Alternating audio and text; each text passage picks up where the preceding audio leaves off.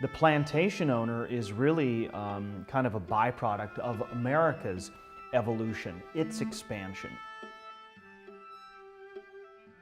One of the events that really leads to this explosion of economic growth based on agriculture, particularly cotton, really starts in the very, very early 19th century, because what happens is Andrew Jackson, through his policy of forced removal of Native Americans from places like Georgia and Alabama and Mississippi and Louisiana, opens up the Deep South to fertile ground, which allows the growth of products like cotton in particular. And the Southern economy is booming. I mean, it's exploding. What happens in the 1850s is a massive spike. And let's also look at that time, there isn't a Northern economy and a Southern economy. There's an American economy. But one part of the country is driving the overall economy. Anything that could be shipped out of New York Harbor. Cotton wasn't just shipped out of Southern markets. Products made from cotton were manufactured in Pennsylvania, Boston, Baltimore, shipped out of northern ports. A rail line connected Memphis, Tennessee with Charleston, South Carolina. So you could produce cotton in West Tennessee, get it on a rail line, and run it all the way to the coast where it could be shipped.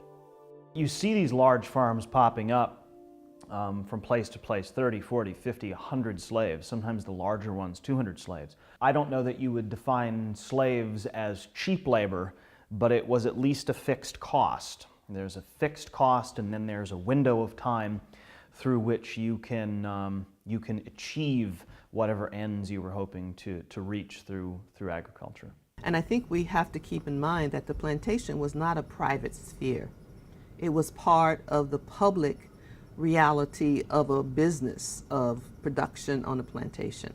The slaves were there to produce capital for their owners. Let's look at one single person who had invested perhaps $1,000 to $2,500 per slave in the 1850s and had purchased 20 to 30 slaves. And so you're thriving, you're making money. Okay, granted, you're making it on the backs of people you own, but that is the situation as it is. And if you see a threat to that, the natural reaction is to hold back, because if you felt that it was a moral wrong, you wouldn't own slaves to begin with, or some great moral wrong. It was the law of the land. This was a process that was age-old. Let's face it, as long as man had existed, there had been slavery. And it had existed in what would become the United States from its earliest years in the 1600s, and continued to exist and existed through the Revolution, and then began to explode in America. Let's bear in mind that slavery was very much a part of the creation of American law. It's in the Constitution. The Three-Fifths Compromise was reached at the Constitutional Convention. A fugitive slave law was passed as part of the U.S. Constitution. The first 50 years of U.S. history, the presidents were slaveholders in those 50 years. Thomas Jefferson once said, a slave owner, but founding father and president, that slavery was like a rabid wolf that you had a hold of by the ears. You didn't like it much, but you didn't dare let it go.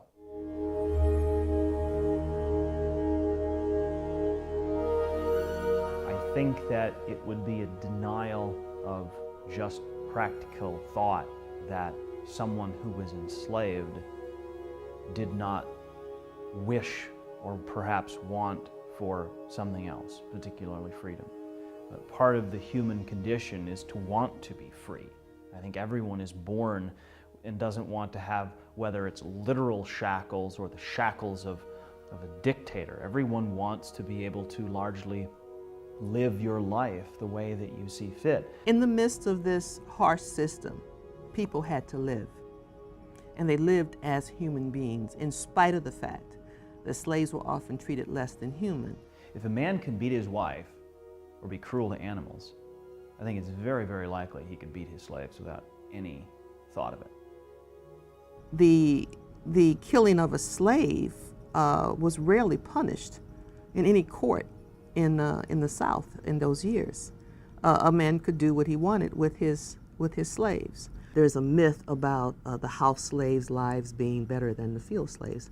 It was not appreciably better than the field slaves.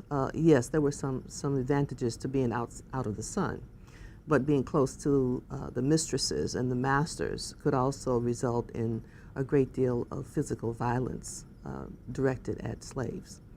The plantation was a place of submission, and you could pretty much almost stay alive if you submitted, but that was even not a guarantee.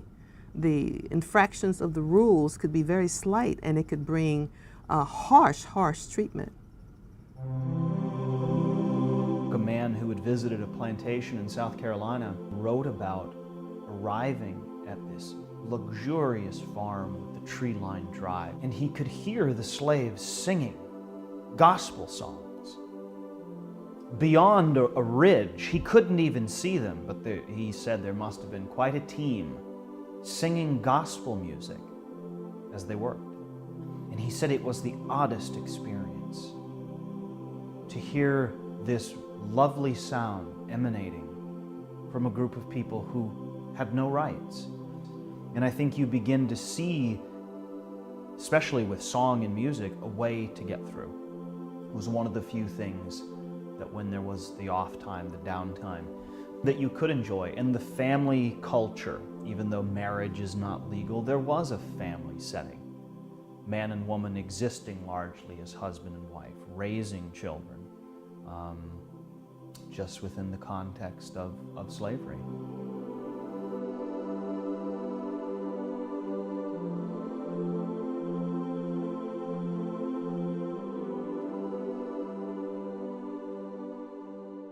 Religion was one way that they kept themselves going spiritually in a system that today most of us would die very quickly having to live under such a system.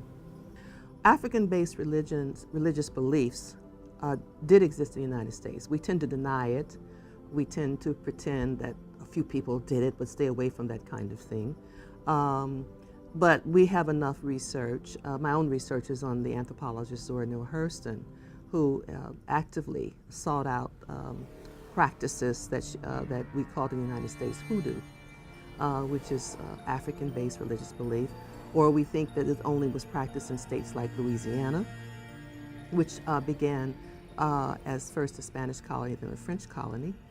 And these African-based religions were practiced in the British Caribbean, the Spanish Caribbean, the French Caribbean, in Haiti. And so there's a close connection between the United States slave systems and the Americas in general. By the period just before the Civil War, many slaves practiced some form of Christian belief. White planters were selective in which scriptures they quoted. The scriptures that they quoted had to do more with submission. But those slaves who learned to read for themselves. They learned one of the most important stories for most Africans in the 19th century was the story of Exodus. And Exodus was about liberating themselves. And so they found the scriptures in the biblical texts, and they told it to those who could not read. The Bible does not only talk about obeying your master, it talks about challenging those who would do you harm. People who don't understand or have an ability to know the difference between what's real and what's not can easily be influenced.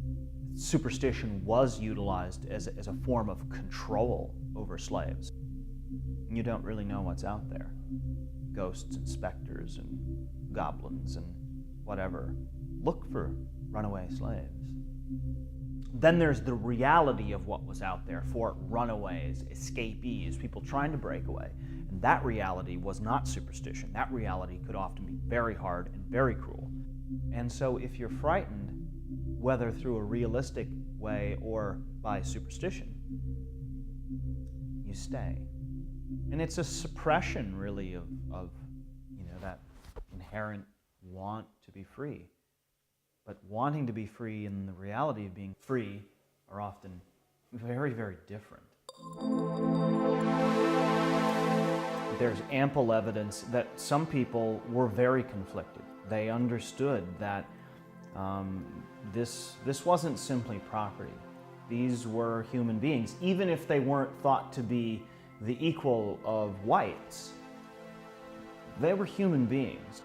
There isn't really any disconnect from the anger, the hurt, the fury that slaves felt, and their ability to be very human toward people who essentially saw them as second-class people, or sometimes beneath that. So the emotions were often tangled. Slave women took care of the children, and like anybody mothering a child, a bond developed, certainly. They were, now, oftentimes they had to elect their own children to take care of the white children. It did not mean they did not treat those children kindly.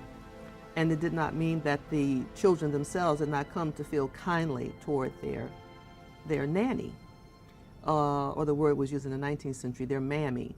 You also begin to see emotional attachments that sometimes people from our perspective might not expect. And I don't mean emotional attachments just one direction.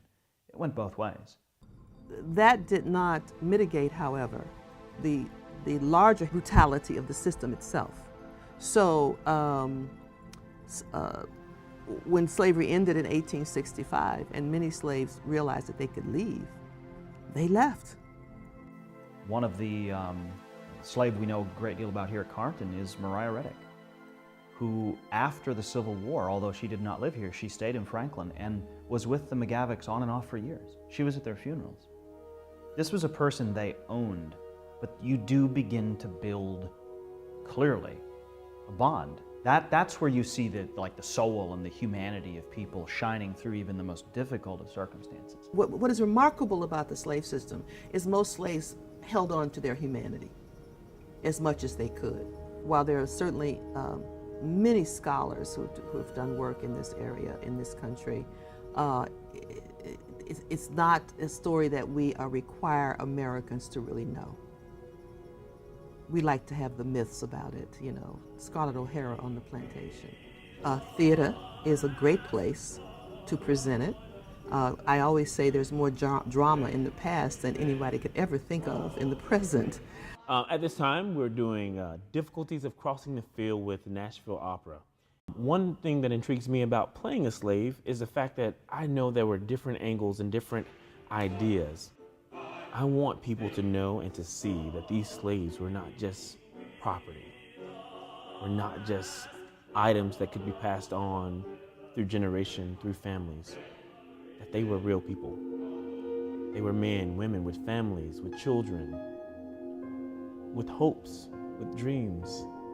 And that's my job as an actor, a performer, and to show them maybe what the power behind a group of people that have been oppressed could be. There has begun to be an abolitionist movement in this country.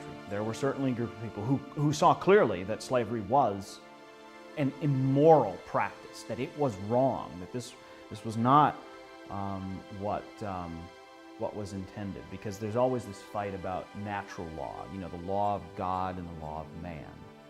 And so the Kansas-Nebraska Act, what it does, to boil it all down, is it nullified the Missouri Compromise.